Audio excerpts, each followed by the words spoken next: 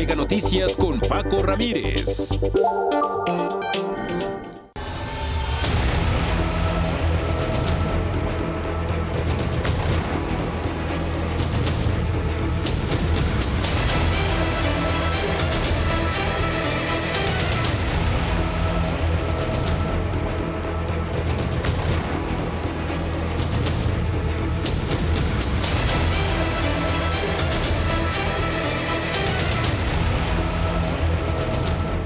Será la sociedad y la historia misma las que juzgarán a quienes hemos juzgado.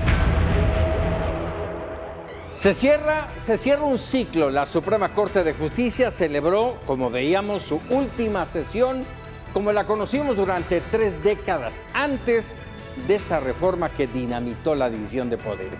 Para Sheinbaum se acaba una era de nepotismo. Para Norma Piña, la escuchábamos, la sociedad de la historia juzgarán a quienes han juzgado. A la par, el magistrado Reyes Rodríguez pone sobre la mesa un proyecto demoledor: anular la elección judicial por los acordeones en 26 estados, un fraude constitucional que torció la voluntad ciudadana. Si se anula, habrá un respiro de legitimidad, o será el acta de defunción del Estado de Derecho. Ya veremos. Vámonos con la crónica de una muerte anunciada. Leticia Alcántara. Día histórico para la Suprema Corte de Justicia de la Nación. Tras 30 años de labor, hoy concluye una era de colegiada en la Corte conformada por 11 ministros. A partir del 1 de septiembre serán 9 los togados electos por voto popular. En 3 décadas, la Corte deja un legado de más de 100,000 sentencias y ha jugado un papel crucial en la protección de los derechos, en especial de las mujeres y los grupos históricamente oprimidos. Sus sentencias se han sentado precedentes importantes, desde el matrimonio igualitario, la despenalización del aborto, el reconocimiento de la violencia vicaria o el reconocimiento de la identidad de género de personas trans, entre otras. También protagonizó un caso que escaló a noticia internacional: la liberación en 2013 de la ciudadana francesa Florence Cassés, acusada de participar en una banda de secuestradores. Otro relevante fue el proteger el derecho a la libertad de expresión, que alcanza no solo a los periodistas, sino también a los colaboradores. En su última sesión extraordinaria convocada para resolver asuntos electorales, en la que el Pleno desechó impugnaciones y confirmó la elección de los magistrados del Tribunal Electoral del Poder Judicial de la Federación, la ministra presidenta de la Corte y también la primera mujer en presidir el Supremo, Norma Piña, inició su mensaje con un agradecimiento particular a los ministros. Señaló que la Corte ha jugado un papel histórico al emitir sentencias que protegen los derechos fundamentales de la ciudadanía y que han contribuido a fortalecer la democracia. Vamos a escuchar. La Suprema Corte ha recorrido un largo camino para construir su legitimidad. No me corresponde a mí valorar en qué medida ese objetivo se alcanzó. Serán nuestras sentencias las que darán cuenta de ello. Será la sociedad y la historia misma las que juzgarán a quienes hemos juzgado. Y si bien no hubo crítica a la reforma judicial, sí una invitación a reflexionar sobre el sistema de justicia en México a futuro. Vamos a escuchar. Mientras existan mujeres y hombres dispuestos a defender la justicia con integridad, este país tendrá un horizonte de dignidad y de libertad. La ley fundamental ilumina este horizonte. La Constitución debe seguir siendo esa brújula moral que nos guía. Los debates en torno a la reforma judicial nos convocan a una introspección profunda. Nos invitan, sí, a repensar estructuras, pero también nos obligan a advertir que cualquier cambio que comprometa la independencia judicial, la excelencia en el quehacer, representa un riesgo que no debe tomarse a la ligera. La historia de nuestro Poder Judicial nos enseña que la excelencia y la virtud florecen únicamente en un entorno de autonomía y respeto. Al término de su discurso, Norma Piña recibió aplausos de los asistentes. Los togados en el Pleno también aplaudieron, excepto las ministras alineadas al oficialismo, Lenia Batres, Loretta Ortiz y Yasmín Esquivel. Los trabajadores de la Corte también dedicaron aplausos y felicitaciones a los ministros que se opusieron a la reforma judicial. Quedó pendiente la discusión de la prisión preventiva oficiosa, el mecanismo que instruye a los jueces de dictar el encarcelamiento automático a los acusados en ciertos delitos. La presidenta de la Corte citó al Pleno para el próximo martes 26 de agosto una sesión solemne en la que ella y los presidentes de la primera sala, Loretta Ortiz, y la segunda sala, Javier Lainez, rendirán los últimos informes de labores de su gestión. Hasta aquí mi reporte.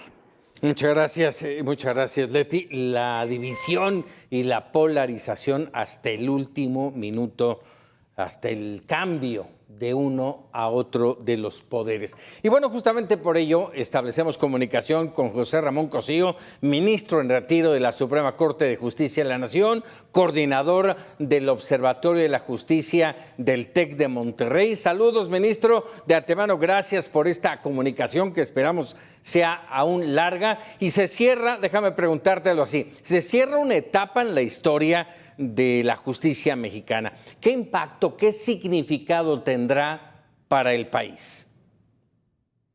A ver, primero que nada, muchas gracias. Sí, estamos, pues yo creo que muchos con esta tristeza de terminar una época, por un lado, y por otro lado, algo que también me parece que tiene importancia y es lo relacionado con este cierre de esta etapa.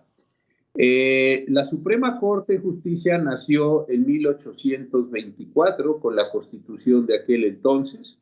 Ha tenido vicisitudes a lo largo del tiempo, estuvo suspendida durante la Revolución, ha tenido claroscuros, pero me parece que veníamos, a diferencia de lo que dice la Presidenta de la República, de una etapa muy promisoria y de una etapa en donde se desarrollaron una gran cantidad de criterios jurisprudenciales y que le dieron un alcance muy grande a los derechos humanos, al sistema federal, a la división de poderes. Entonces creo que en ese sentido sí se está cerrando esta etapa, pues porque no queda claro si quienes van a continuar en el ejercicio del cargo, electos a partir de las elecciones del pasado 1 de julio, continuarán o no continuarán con esta trayectoria que se viene dando. No es el caso de que se pueda ofender, no es el caso que se pueda simplemente criticar diciendo, como lo dijo la presidenta, ha terminado una etapa de nepotismo que no está comprobada, una etapa de un poder judicial que lo quisieron señalar como lleno de personas malévolas, como un poder judicial en el que estaba tomado por las élites, cuando es uno de los poderes del Estado con mayor movilidad social. Es un poder del Estado que se fue, desde luego, profesionalizando, que fue tomando decisiones muy importantes, y yo entiendo que muchas decisiones muy incómodas para el presidente López Obrador, que a lo largo de 6 años se dedicó a denostar al Poder Judicial y a preparar para presentarlo ya para irse una reforma que le dejó puesta a la nueva presidenta de la República. De que se acaba una etapa, se acaba una etapa, empieza otra, veremos si es para bien o es para mal. Hasta ahora la presidenta, como ella participó, considera que pues todo será maravilloso, no podría ser de otra forma si ella fue una impulsora de la reforma, pero precisamente a la ciudadanía y no a ella, a los justiciables y no a ella, nos corresponderá determinar y definir si esta es una mejor Suprema Corte, es un mejor Poder Judicial o no, o si la reforma tenía la intencionalidad de quedarse con los cargos judiciales o acercar los cargos judiciales a los cargos políticos para derrumbar o para limitar el control del poder político. A ver, déjame preguntarte, hay varios temas que ahí mencionaste y que para mí son importantes. A ver, sí, teníamos un poder judicial, todavía lo tenemos, no ha terminado hasta el 31 de mes, hasta fin de mes, Pero era un poder judicial perfectible, como muchas otras cosas en México y en el mundo. ¿Qué podemos esperar a partir del 1 de septiembre con el nuevo Poder Judicial al mando, a la cabeza del ministro Hugo Aguilar? Y dentro de esto que mencionabas, también preguntarte, ¿sientes que va a prevalecer el derecho o la política? Mira, yo creo que esto que planteas, Francisco, es muy, muy importante. Primera cuestión, la discusión mayor va a ser la que tú planteas muy bien. Cuando uno está en un cargo judicial y las personas podrán creer que lo que voy a decir es un sinsentido, pero no lo es. Los jueces no hacen justicia, los jueces aplican la ley. ¿Por qué razón? Porque vivimos en un orden democrático donde los representantes populares generan, después de haber pasado por elecciones, desde luego, las leyes mediante las cuales se van a aplicar. Las personas piensan que un buen ministro es aquel que hace justicia, pero la pregunta es muy complicada. Un ministro que utiliza sus propias categorías, su propia ideología, su propio pensamiento para resolver los casos con independencia de lo que ha establecido el legislador democrático, ¿es un ministro que se está comportando adecuadamente o no? Es un ministro que en un cierto momento fue apoyado por grupos de poder, por grupos ciudadanos, etcétera. Ese ministro debe responder a lo que el legislador democrático puso en la ley, que está establecido en las leyes, o ese juzgador debe poner lo que le parezca que es mejor para el bien de la nación. En los casos en que en la historia ha habido este tipo de juzgadores, las cosas han terminado muy mal. Y no vería yo por qué en México no podrían terminar mal si es que los juzgadores dijeran, bueno, a mí no me importa lo que haya dicho el legislador, lo que yo voy a hacer es resolver este caso de acuerdo con lo que a mí, en mi convicción, me parece mucho más adecuado.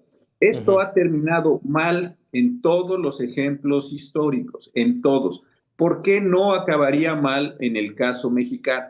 Y esta me parece que es uno de los elementos mayores de la discusión. Segundo problema que planteas y es también muy importante.